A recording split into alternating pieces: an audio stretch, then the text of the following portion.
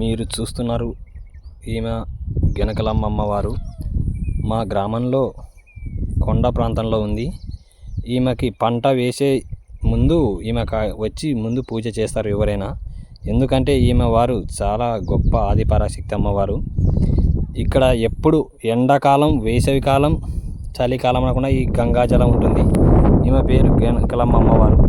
మా చుట్టుపక్కల ప్రాంతాల్లో పొలం వేసే పంట పైరలు వేసేవాళ్ళు ప్రతి ఒక్కరు ఇక్కడికి వచ్చి పూజ చేసుకొని వెళ్తారు. చూడండి ఫ్రెండ్స్, చూడండి రైతు మిత్రులారా, చాలా గొప్ప అమ్మవారు. ఎందుకంటే ఈమె అమ్మవారు ఇక్కడ ఉండడమే కాదు, రైతులకి చక్కటి పంటలు ఇచ్చే అమ్మవారు.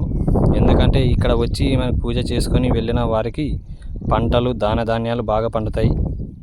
గెనకలమ్మ అమ్మవారు మా కొండ ప్రాంతంలో ఉంది. మారుమూలు 2 గ్రామాలకు మధ్యలో ఉంది ఈ కొండ. ఈ కొండ ప్రాంతంలో అమ్మవారు ఇక్కడ వెలిచి ఉన్నారు. ఒకప్పుడు పెద్దలు అనేవాళ్ళంట, ఇక్కడైతే మనమైతే చూడలేదు ఎప్పుడు. ఇక్కడ ఉండే ఈ గంగాజలంలో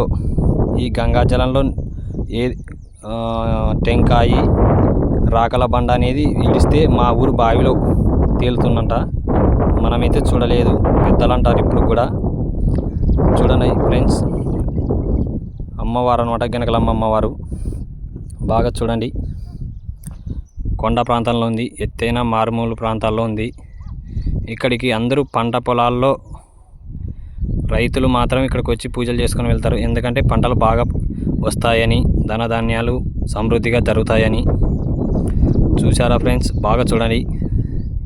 చుట్టుపక్కల 2 గ్రామాల వారు ఇక్కడికే వస్తారు పూజలు చేయడానికి. అమ్మవారికి మాత్రం పంటలు వేసే సమయాన వచ్చి, పంట కోసిన సమయాన అమ్మవారికి నాగమావాసలో మాత్రం ఖచ్చితంగా ఇక్కడికి పూజ చేసి చాలా భక్తులు వచ్చి నైవేద్యం సమర్పిస్తారు.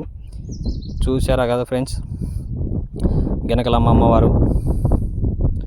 జై భవానీ, జై భవానీ. ఈ వీడియో నచ్చితే లైక్ చేయండి, షేర్ చేయండి, అలాగే ఫాలో కొట్టండి.